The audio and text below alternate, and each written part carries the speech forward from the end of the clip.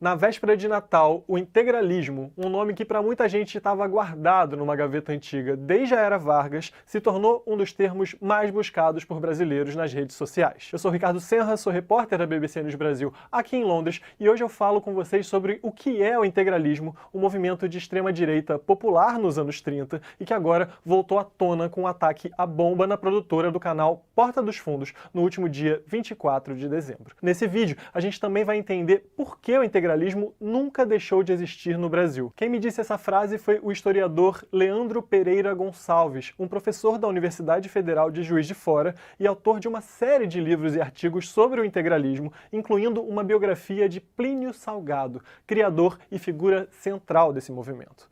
Antes de tudo, recapitulando. 2 coquetéis Molotov foram lançados na madrugada do dia 24 na sede do Porta dos Fundos, no Rio de Janeiro.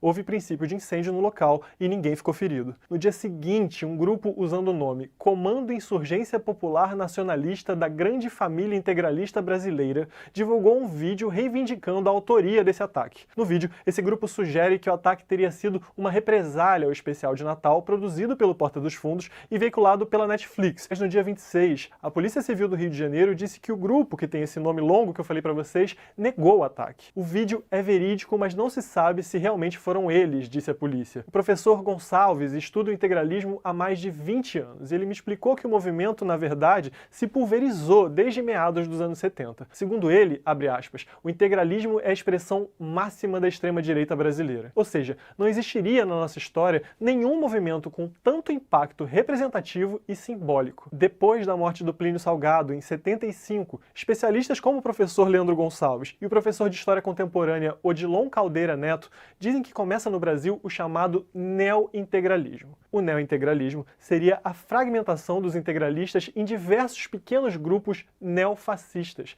que trazem novas características ao integralismo tradicional lá dos anos 30, mas se mantêm ligados por uma simbologia original. Mas enfim, o que é o integralismo e que simbologia é essa? Historicamente, o integralismo não se caracteriza por ações necessariamente violentas.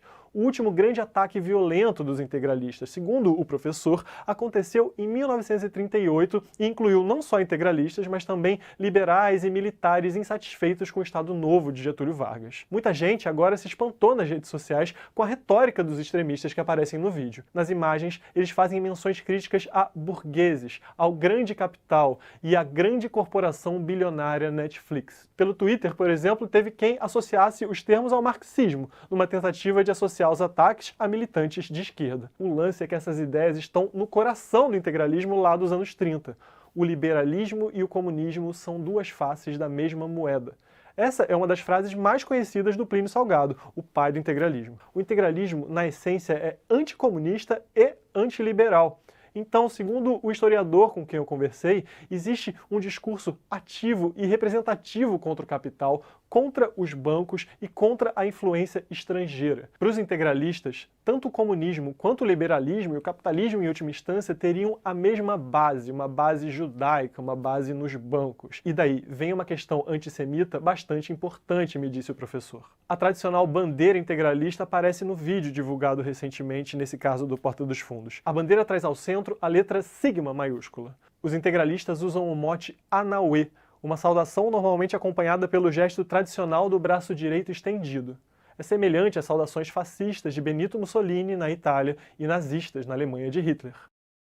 E as referências à monarquia que aparecem nesse vídeo? Bom, nas imagens, os homens mascarados aparecem em frente a uma bandeira com o sigma e a outra bandeira, a bandeira do Brasil Imperial, um dos símbolos mais importantes da monarquia. Tem integralista monarquista, então? Sim, e desde os anos 30. E depois, com essa pulverização que a gente acabou de comentar, essa relação continuou a ser feita. Vamos voltar ao governo Vargas.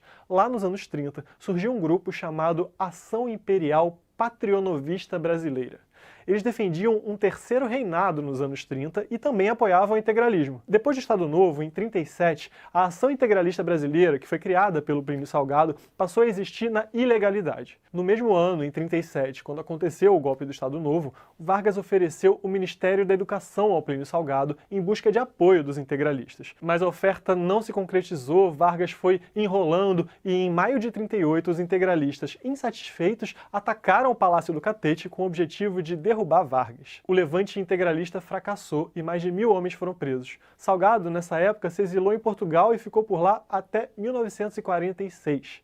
De volta, ele se elegeu 2 vezes deputado federal. Foi candidato à presidência da República em 1955 e teve mais de 8% dos votos. Ficou em 4º lugar. Mas com o fim do pluripartidarismo na ditadura, a partir do AI-2, lá em 1965, o pai do integralismo se filiou ao Arena, o partido que formava a base de sustentação do governo militar. Salgado foi uma das suas lideranças até 1975, quando morreu em decorrência de problemas pulmonares. E aí, a partir dos anos 80, o integralismo brasileiro passa a incluir um novo diálogo com grupos violentos, como os chamados carecas do ABC, ou os skinheads fascistas, me contou o professor. Mas parte da militância, voltando à monarquia, não deixou de lado a simpatia com o conservadorismo dos monarquistas. Já nos últimos 5 ou 10 anos, mais recentemente, surgiram outros movimentos assim.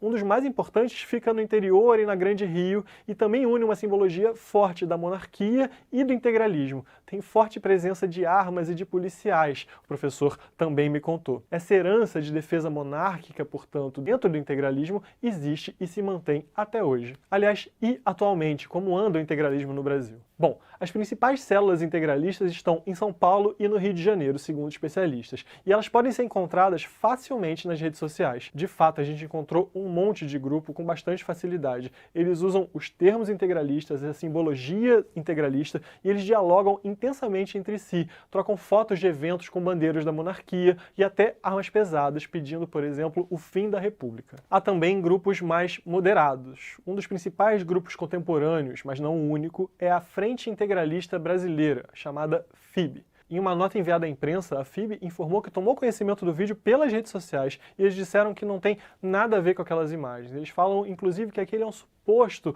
grupo integralista. Eles destacam, inclusive, que o grupo que aparece no vídeo está usando máscaras e, segundo eles, é proibido entre os integralistas o uso de máscaras para fins de militância. Eles dizem que o integralismo poderia estar sendo usado nesse vídeo como um bode expiatório por um outro grupo. A Polícia Civil do Rio de Janeiro continua apurando esse caso e tenta identificar, de um lado, quem são os autores do vídeo e, de outro, quem são os autores do ataque à sede do Porta dos Fundos. Se são o mesmo grupo ou não, ainda não se sabe. A gente aqui na BBC News Brasil vai continuar acompanhando esse assunto bem de perto. Se você gostou desse vídeo, deixe seu like. Se você não nos segue, por favor, siga e ative as notificações para saber quando tem vídeo novo. Deixe seus comentários que a gente promete que lê todos. Obrigado por nos seguir até aqui e até!